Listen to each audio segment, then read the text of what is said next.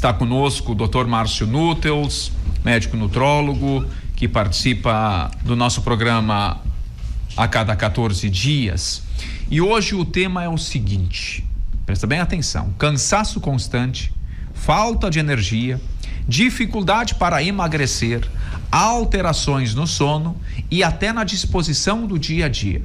Muita gente convive com esses sintomas e acha que é normal. Pois é.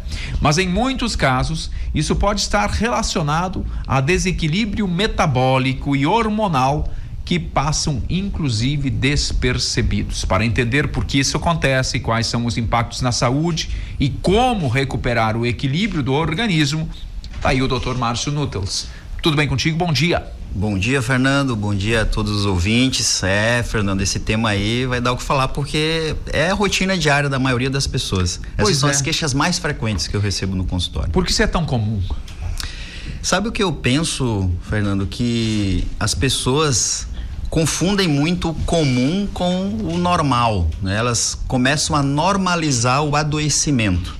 Eu penso que o ser humano tem uma capacidade muito grande de se adaptar, às vezes ao que é bom e às vezes ao que é ruim, né? Então, ao longo do processo do envelhecimento, as pessoas, alterações metabólicas, hormonais acontecem e elas começam a entender que é normal ganhar peso, aquela barriguinha aparecer, a energia. Aceitam, porque vai entendendo que é da idade, que é do estresse, é do trabalho, né? E não procuram ajuda. Então isso que eu quero dizer com vão normalizando o adoecimento, né? É muito comum isso, mas isso não é normal, existe uma diferença aqui. É comum, mas não é normal. Não é normal. Quando eu percebo e por que isso acontece assim, por que eu sinto cansaço constante, falta de energia, o que pode ser? Então vamos lá, existe alguns pontos que podem ter relação com hábitos, tá? Ok, então existe um trabalho de reeducação, por exemplo, aquela pessoa que quer ser um super-humano, né? Então quer viver em alta performance, dormir 2-3 horas por noite e acha que vai estar bem. Não vai funcionar. Então se reeducar no sono é um primeiro ponto. Ter quantidade de horas suficiente, um sono reparador. Questão de alimentação é o que vai nutrir, né, o nosso combustível. Então precisa dar uma atenção a isso. Mas muitas vezes não é isso. Existem alterações metabólicas. Por exemplo, avaliar glândulas, por exemplo, a tireoide, que é uma glândula que trabalha todo o nosso metabolismo. Às vezes, alterações nutricionais ou outros motivos, às vezes algumas condições autoimunes podem fazer com que essa tireoide fique lenta. Então a pessoa ganha peso, ela fica mais devagar, desacelera, a pele fica ressecada. Pode ter uma queda hormonal, por exemplo, testosterona. Por exemplo, na mulher, uma queda de estradiol, progesterona. Então começa aqueles sintomas de alterações do humor, queda da libido, da energia, indisposição, começa a ganhar gordura corporal, dificuldade em evoluir no ganho de massa muscular.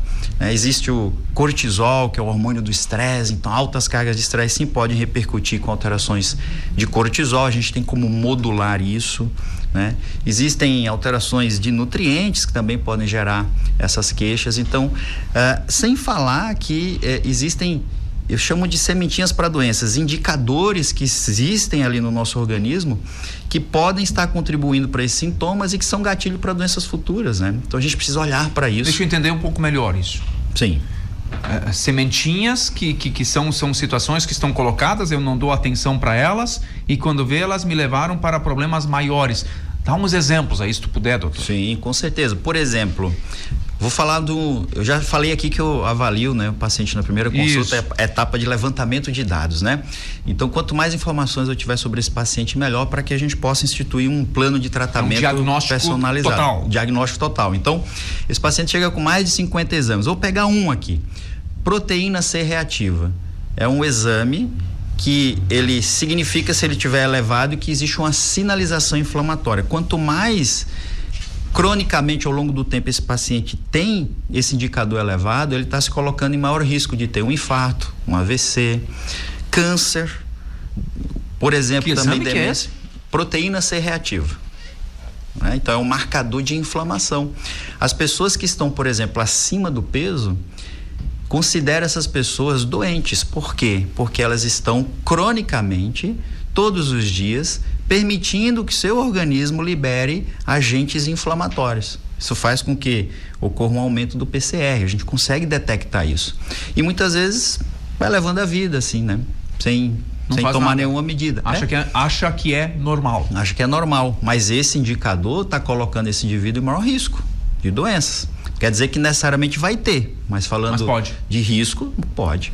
É muito mais provável que um indivíduo que tem um PCR alto venha desenvolver um problema do que quem tem um PCR normal, entendeu? Então, só o fato de estar acima do peso já coloca em maior risco. Tu fala muito sobre reposição hormonal, Dr. Márcio Nuttels. Isso entra bastante nesta situação que a gente está falando aqui? Sim, com certeza. Hormônios, eu costumo dizer que quando em equilíbrio é vida, né? Inclusive tem uma frase que eu gosto de dizer, né? Que nós passamos a envelhecer quando os hormônios declinam, né? Como é que é? Nós passamos a envelhecer quando os hormônios declinam. Então vai chegar um momento que os hormônios ficam embaixo, é aí que a gente começa a sentir o peso da idade, entendeu? E isso não tem necessariamente só a ver com a idade, porque os hormônios podem declinar, tem uma idade que eles começam a declinar de forma mais pontual, mas não tem uma idade certa para todos. Não, isso é verdade. Então, por exemplo, pegando no caso dos homens e a relação com testosterona. Os estudos mostram que a partir dos 30 anos, o homem passa a ter um declínio da sua produção de testosterona na proporção de 1 a 2% por ano. Então, a partir dos 30 já começa um declínio gradual. Mas eu atendo com frequência no consultório pacientes de 20 anos que estão no cenário de obesidade e testosterona no pé, lá embaixo. É mesmo? Porque a principal causa de queda hormonal no homem hoje, de queda de testosterona, é a obesidade. Essa é a principal causa. Então, o hormônio, quando está em baixa, começa a ter uma série de problemas. Nesse exemplo do homem com baixa hormonal, ele aumenta a gordura visceral, que essa gordura na região central, a barriga aumenta. Sim, né? E famosa barriguinha. A barriguinha vai aumentando. É mais fácil construir essa gordura ali nessa região do fígado, visceral, e essa gordura é muito inflamatória, então aumenta o risco de doenças, né? Esse homem começa a perder massa muscular, massa óssea, né? E na mulher também é um transtorno, né? Começa os famosos fogachos, aqueles calorões, irritabilidade, aí o relacionamento com o marido já não tá legal, já briga com os filhos por qualquer coisa, chega em casa cansada. Aí foi pro saco. Foi pro saco, a performance foi embora, né? Não tem mais vida. E a qualidade de vida também. Qualidade de vida vai embora. E as pessoas vão normalizando isso. Vão normalizando o adoecimento. E qual é a saída que se tem? Porque é tão comum a gente ouvir isso, né? Falando, mas é assim mesmo que acontece e segue, eu tô fadado é o meu fardo, né? As pessoas, quais são os caminhos indicados? A primeira coisa é não aceitar isso como normal. Né? E é comum, mas não é normal. Isso. Né? Então, ao não aceitar isso, o que é que tem que fazer? Procurar ajuda. Peça ajuda. Então, o primeiro passo é fazer uma boa investigação. Então, uma conversa, entender quais são as queixas realmente desse paciente, histórico de saúde, uso de medicamentos, cirurgias, enfim, e partir para uma análise mais aprofundada do metabolismo. Por isso que nós no Instituto Nuttels pedimos mais de 50 indicadores bioquímicos. Mais de 50? Logo de cara, no início, né? O cara tem que fazer 50 exames. Porque aí é o que é necessário pra gente fazer um diagnóstico preciso, entendeu? Sem falhas, né? Deve dar medo de quem faz. As pessoas têm receio de que vão passar mal na coleta, mas pensa o seguinte, sabe qual é a quantidade de sangue que sai numa coleta dessa, de maior quantidade de exames?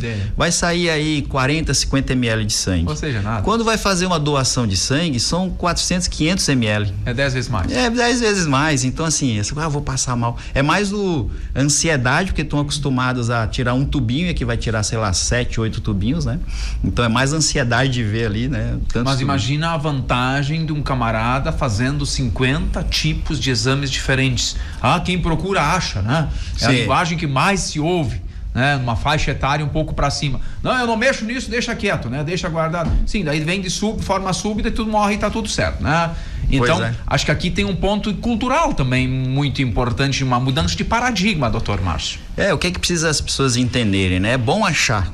Claro. Quanto mais precocemente... Posso tratar? Isso aí, quanto mais precocemente fizer um diagnóstico, melhor. Porque essa ideia de ficar com medo, com receio de fazer o diagnóstico, aí quando fizer o diagnóstico já é tarde. Eu já devo ter citado alguns exemplos aqui, por exemplo, se a mulher não faz uma investigação da mama, porque tem medo de achar um problema na mama, quando ela entender, ela perceber ao toque que tem um nódulo, às vezes pode ser tarde demais, né? Se o homem não vai fazer uma investigação da próstata, porque tem medo, né? Ou preconceito. Preconceito é a mesma coisa, né? Então, é importante que as pessoas entendam que esse diagnóstico precoce realmente salva vidas, né? Quanto mais... Primeiro, eu diria assim, a primeira atuação tem que ser na prevenção, né? E a gente consegue hoje ter uma abordagem dentro da medicina para prevenir realmente doença, quem sabe até postergá-las, né? Mas se isso falhar, a gente tem que atuar no diagnóstico precoce. Por último, é remediar o problema já instalado há muito tempo, né? E aí fica mais difícil de reverter o problema. Em síntese, o que muda na vida do paciente quando esse equilíbrio, tu fala muito em equilíbrio, né? De acompanhar, monitorar, cuidar. Quando a gente alcança este equilíbrio, o que acontece na vida do camarada? Eu diria que a pessoa volta a viver, ela se sente mais jovem, ela rejuvenesce. Pensa comigo, imagina uma pessoa com 60 anos que estava vivendo nesse cenário que a gente descreveu aqui, né? E agora ela passa a acordar bem, está disposta, ela teve um sono reparador, ela passa o dia no trabalho performando bem, com boa concentração, com foco, com boa energia, bom humor, chega em casa ainda com energia para brincar com a família, para se relacionar com a esposa, né, para sair, para praticar um exercício físico. Isso é qualidade de vida, no meu ponto de vista, né? Então a pessoa volta a viver. Quer dizer, ela estava só sobrevivendo, né? Exato. Fernando? E esses 50 exames que tu fala, eu tô imaginando aqui, 50, né? Imagina tu fazer 5 exames já, bastante. 10, 20, 50. Esses 50 te mostram se o teu sono tá bom ou não tá bom? Não necessariamente no sono. Não. Bom, só um exemplo. Não tem um exame ali do sono, né? Mas existem diversos fatores que podem nos induzir a entender como tá. Por que eu acordo, né? cansado? Entendeu? Então, às vezes pode ser, como eu falei, uma alteração hormonal, pode ser uma questão de déficit de algum nutriente, né? Agora, o acordar cansado pode ser que o sono não tá reparador, porque a pessoa tá assistindo Netflix até 2 da manhã, né? Aí acorda às 6 horas da manhã, ela dormiu muito pouco, né? E então não entende por que tá cansado. Ela precisa se reeducar nos seus horários também, né? O cara fica no Instagram até às 3 da madrugada, tô cansado hoje, não sei por quê. Devia saber, né? E às vezes elas querem também encontrar na reposição hormonal uma fórmula mágica, e aí eu puxo o gancho para deixar isso muito claro, tá? O hormônio é vida, mas não é pílula mágica. Então, o tratamento ele tem que estar dentro de um escopo onde avaliamos o paciente de forma integral. Essa é a nossa premissa lá no Instituto, avaliar como um todo. Porque às vezes as pessoas escutam a gente bater um papo aqui, então começam a usar por conta própria, às vezes, né?